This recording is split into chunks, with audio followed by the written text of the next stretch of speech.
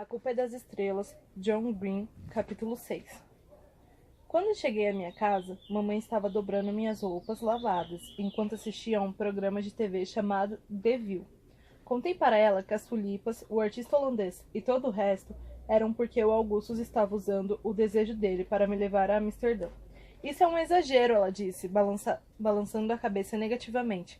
Não podemos aceitar algo assim de um garoto praticamente desconhecido. Ele não é desconhecido, ele é, tranquilamente, meu segundo melhor amigo. Depois da Caitlin? Depois de você, eu disse. Era verdade, mas falei aquilo mais porque queria ir em Amsterdã. Vou consultar a médica, ela disse, depois de alguns instantes. A doutora Maria disse que eu não poderia ir a Amsterdã sem a companhia de um adulto que estivesse familiarizado com o meu caso, o que mais ou menos queria dizer ou a minha mãe ou a própria médica. Meu pai entendia o funcionamento do meu câncer da mesma forma que eu, do jeito vago e superficial, que as pessoas entendem como funcionam os circuitos elétricos e as marés. Mas minha mãe sabia mais a respeito da carcinoma, diferenciado de tireoide em adolescentes que muitos oncologistas. Então vai você comigo, eu falei. Os gênios vão bancar tudo. Os gênios são cheios da grana. Mas seu pai, ela disse, ele sentiria nossa falta. Não seria justo com ele. Seu pai não pode se ausentar do trabalho. Tá brincando? Você não acha que o papai iria adorar passar alguns dias vendo programas de TV que não envolvessem aspirantes a modelos, pedindo pizza todas as noites e usando toalhas de papel como prato para não precisar lavar a louça? Mamãe riu. Até que enfim ela começou a se animar e digitou tarefas no celular. Precisaria ligar para os pais do Gus e falar com os gênios sobre minhas necessidades médicas. E eles já reservaram o hotel? E quais são os melhores guias turísticos sobre Amsterdã? E nós deveríamos fazer uma pesquisa se só vamos passar 3 dias lá e daí por diante. Eu estava com um pouco de dor de cabeça, então engoli 2 cápsulas de Advil e resolvi tirar um cochilo. Mas acabei ficando só deitada na cama, repassando na mente o filme completo do piquenique com Augustus. Não conseguia parar de pensar naquele breve momento em que fiquei completamente tensa, quando ele me tocou. Por algum motivo, aquele gesto suave e íntimo me pareceu errado. Achei que talvez tivesse sido pelo jeito orquestrado como as coisas aconteceram. O Augustus foi incrível, mas tinha exagerado em tudo no piquenique, culminando nos sanduíches metaforicamente ressonantes, mas horrorosos, e no monólogo memorizado que impedia um diálogo. O clima era todo romântico, mas não romântico. Mas a verdade é que eu nunca quis que ele me beijasse. Não do jeito que se espera que uma pessoa deseje essas coisas. Quer dizer, ele era lindo. Eu me sentia atraída por ele. Pensava nele daquele jeito, pegando emprestado uma expressão do vocabulário pré-adolescente. Mas o toque de verdade, o toque realizado, parecia que estava tudo errado. Aí comecei a ter medo de ter que ficar com ele para ir a Amsterdã, o que não é o tipo de coisa que você quer ficar pensando, porque A.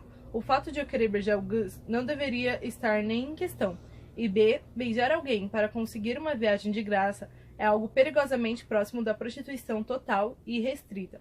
E devo confessar que, embora eu não me considerasse uma pessoa particularmente angelical, nunca pensei que meu primeiro ato sexual seria prostitucional. Mas no fim das contas, ele não tinha tentado me beijar. Ele só encostou no meu rosto, o que não é e nem nada sexual. Não foi um gesto programado para provocar excitação, mas com certeza foi um movimento calculado, porque Augustus Walter não era de improvisar. Então qual era exatamente a intenção dele, e por que eu resisti? Em algum momento percebi que estava Caitlinizando o encontro, então resolvi mandar uma mensagem de texto para Caitlin e pedir um conselho. Ela me ligou imediatamente. Estou com um problema com um garoto, falei. Delícia, Caitlin exclamou. Contei tudo a ela, incluindo os detalhes do momento constrangedor no qual ele tocou meu rosto, deixando de fora apenas Amsterdã e o nome do Augustus. Tem certeza de que ele é um gato? Ela perguntou quando terminei. Absoluta, respondi. Do tipo atlético? É, ele jogava basquete na Norte Central. Uau, como você conheceu ele? Naquele grupo de apoio medonho. Ah, Caitlin falou. Só por curiosidade, quantas pernas esse cara tem? Tipo, uma inteira e um pedacinho da outra, respondi sorrindo. Os jogadores de basquete eram famosos em Indiana, e ainda que a Caitlin não frequentasse a Norte Central, sua capacidade de estabelecer conexões sociais era infinita. Augustus Walter, ela disse. Talvez. Ai, meu Deus, já viu o Augustus em festas. As coisas que eu faria com aquele cara, quer dizer, não agora que sei que está interessada nele, mas meu Deus do céu, eu montaria naquele pônei perneta e daria uma volta inteira no curral. Caitlin, falei. Foi mal, você acha que precisaria ficar por cima? Caitlin, repeti. Sobre o que estávamos falando mesmo? Certo, você e o Augustus Walters, quem sabe? Você é gay? Acho que não, quer dizer, eu gosto dele. Ele tem mãos feias? Às vezes pessoas bonitas têm mãos feias. Não, as mãos dele são tipo incríveis. Ela disse. Falei. Depois de um segundo, Caitlin prosseguiu. Você se lembra do Derek? Ele terminou comigo na semana passada, porque resolveu que, no fundo, havia algo fundamentalmente incompatível entre nós e que acabaríamos nos magoando se continuássemos com o relacionamento. Ele chamou aquilo de término preventivo do namoro. Então, pode ser que você tenha algum pressentimento de que haja algo fundamentalmente incompatível entre vocês e esteja prevenindo a prevenção. Falei, só estou pensando alto aqui. Sinto muito pelo Derek. Ah, eu já superei, amada. Foram necessários uma caixa de cookies de chocolate com menta e 40 minutos para esquecer aquele garoto. Eu ri. Bem, obrigada, Caitlin. Na eventualidade de você ficar com ele, quero que todos os detalhes picantes. Mas é claro, eu disse. E aí, a Caitlin me mandou um beijo estalado e eu completei. Tchau. E ela desligou. Enquanto escutava a Caitlin falando, me dei conta de que eu não tinha um pressentimento de que iria magoá-lo. Eu tinha um pós-sentimento. Peguei o laptop e dei uma busca em Caroline Matters. As semelhanças físicas eram impressionantes. O mesmo rosto estereoidamente redondo, o mesmo nariz, aproximadamente a mesma compleição física, mas os olhos dela eram castanhos escuros, os meus são verdes, e a cor da pele dela era mais morena e tal. Milhares de pessoas, literalmente milhares, tinham deixado mensagens de condolências para ela. Era uma lista infinita de pessoas que sentiam sua falta. Tantas que levei 1 hora clicando na barra lateral para passar dos posts que diziam é uma pena que você tenha morrido, até chegar aos que confessavam estou rezando por você. Caroline tinha morrido havia 1 ano de câncer cerebral. Consegui acessar algumas fotos dela. O Augustus estava em várias das mais antigas, apontando para a cicatriz chanfrada que atravessava a cabeça raspada dela e fazendo o sinal de positivo com o polegar da outra mão, de braços dados com ela no playground do Hospital Memorial, de costas para a câmera, beijando a Carolina enquanto ela segurava a câmera à frente deles, só deixando à mostra seus narizes e os olhos fechados. As fotos que tinham sido postadas mais recentemente eram todas da Caroline de antes, quando ainda era saudável, carregadas para sua página pelos amigos depois de sua morte. Uma menina linda, os quadris largos e curvilíneos, o cabelo liso e preto caindo no rosto. Minha versão saudável se parecia muito pouco com a versão saudável dela. Mas nossas versões cancerosas poderiam muito bem ter sido irmãs. Não me admira que ele tenha ficado me olhando, vidrado, na primeira vez que me viu.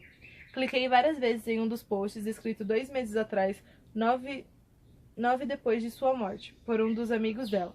Todos sentimos muito sua falta. É uma dor que não passa. Parece que fomos todos feridos durante a sua batalha, Caroline. Saudades, te amo.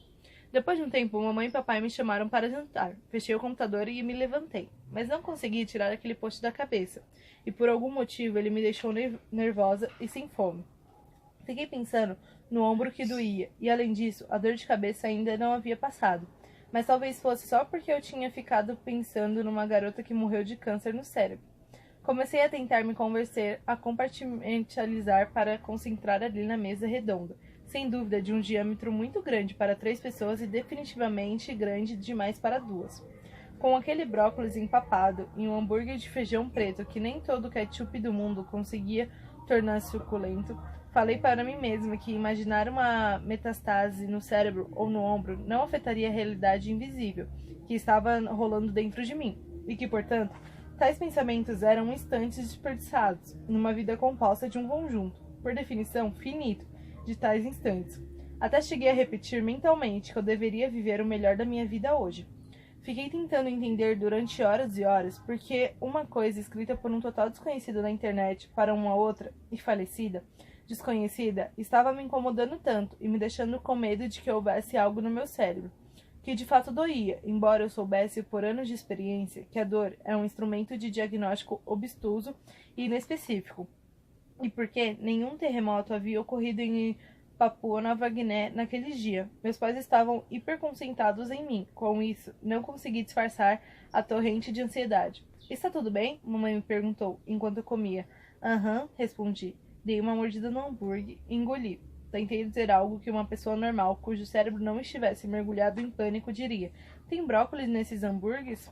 Um pouquinho, papai disse. Legal isso de você talvez ir a Amsterdã. É, falei. Tentei tirar a palavra feridos da cabeça, o que obviamente era uma forma de pensar nela. Ásia, mamãe disse. Onde você está com a cabeça? Só estou pensando, falei. Está vendo coelhinhos na lua? Meu pai disse, sorrindo.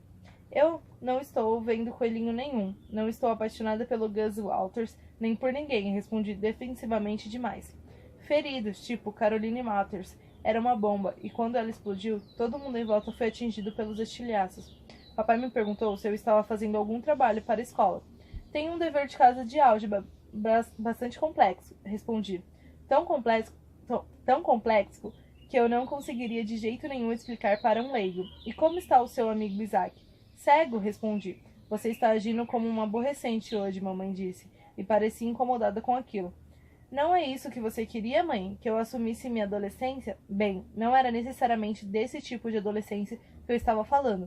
Mas é claro que seu pai e eu estamos felizes em ver você se tornando uma jovem mulher, fazendo amigos, namorando. Eu não estou namorando, falei. Eu não quero namorar ninguém.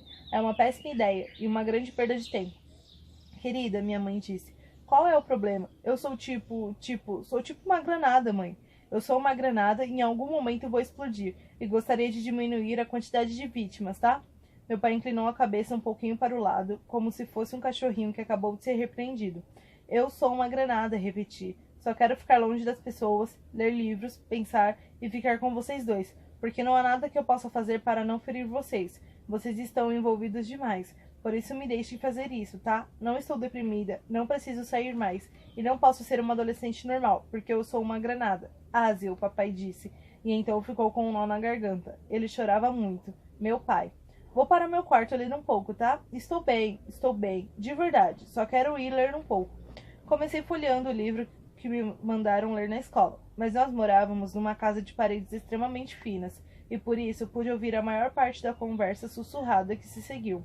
Meu pai dizendo, isso acaba comigo, e minha mãe falando, isso é tudo o que ela não precisa ouvir, e meu pai continuando, sinto muito, mas... E minha mãe retrucando, você não é grato? E ele respondendo, meu Deus, claro que eu sou grato. Fiquei tentando me concentrar na história, mas não conseguia parar de prestar atenção nos dois. Aí liguei o computador para ouvir um pouco de música, e com o grupo preferido do Augustus, o The Hacked Globe. Como trilha sonora, voltei para as páginas de homenagens a Caroline Matters, lendo sobre como sua luta foi heróica e como ela fazia falta, e como estava num lugar melhor, e como viveria para sempre na memória deles, e como todos os que conheceram todos estavam arrasados por perdê-la. Talvez o normal fosse eu odiar a Caroline Matters, ou sei lá o que, por ter sido namorado do Augustus, mas eu não a odiava. Não dava para distinguir claramente como ela era através daquelas homenagens, mas não parecia haver muito o que odiar. Ela parecia ter sido, acima de tudo, uma doente profissional, como eu, o que me deixou com medo de que, quando eu morresse, eles não tivessem mais nada a dizer sobre mim, exceto que lutei heroicamente, como se a única coisa que eu tivesse feito na vida fosse ter câncer. De qualquer forma, depois de um tempo, comecei a ler as pequenas atualizações sobre o estado da Caroline Matters, que na maior parte foram escritas por seus pais. Na verdade, porque acho que o tumor cerebral dela era do tipo que transforma você em outra pessoa antes de fazer você deixar de ser uma pessoa. Eram todos mais ou menos assim. Caroline continua a ter problemas de comportamento. Ela está sentindo muita raiva e frustração por não conseguir falar. Nós também ficamos frustrados com isso, claro, mas temos formas mais socialmente aceitáveis de lidar com a raiva. O Gus passou a chamar a Caroline de Hulk esmaga, o que repercutiu entre os médicos. Nada é fácil nisso tudo para nenhum de nós, mas é preciso levar a vida com algum humor, da melhor forma possível. Esperamos voltar para casa na quinta-feira. Manteremos vocês informados. Seria desnecessário dizer, mas ela não voltou para casa na quinta-feira. Então é claro que fiquei toda tensa quando ele me tocou. Estar com Augustus era feri-lo, inevitavelmente, e foi isso que senti quando ele estendeu o braço. Senti como se estivesse cometendo ato de violência contra ele, porque era isso que eu estava fazendo.